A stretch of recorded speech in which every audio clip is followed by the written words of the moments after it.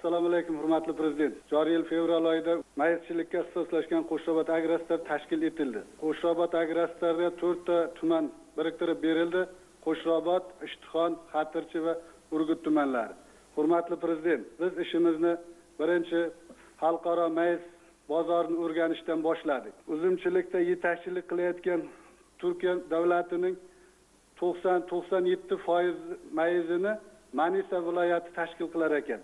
Shundan kelib chiqib biz Xalq banki xodimlari va dehqon fermerlar bilan kompaniyamiz xodimlari bilan Manisa viloyatiga tashrif uyushtirdik. Ilmni, tadqiqotni va tajriba biznesni birgalikda uyg'unlashgan holda integratsiya qilinganiga guvohi bo'ldik. Hurmatli prezident, Turkiyada shunday qishloq xo'jaligi institutlari, katta kompaniyalar bilan birgalikda ilmda yuritib, tosh joydan, toshliq joy, bizga o'xshagan joy emas, tosh joydan hosildorligi juda yuqori ko'rsatkichga erishilgan. Turkiyadan qaytishimiz bilan bizlar ham xuddi shu tajribani yo'lga qo'yish maqsadida 50 gektar joyda tajriba asosida qilib boshladik. Turkiyalik mutaxassislarni ham O'zbekistonga chaqirdik. Ular keldi, 2 marta tashrif buyurdi.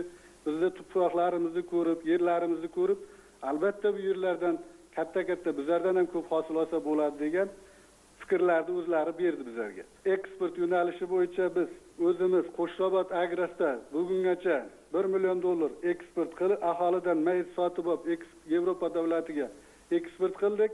Yilning oxirigacha yana $1 million rejalashtirib turibmiz. Hurmatli prezident, bu sohani agar dehqonlarimiz bilan ilmiy tadqiqot institutlari bilan ishlab hosildorlikni oshirishga erishganimizdan keyin xalqaro mayiz bozoridagi o'rnimizni 3-o'ringa chiqarishga ham men ishonaman, hurmatli.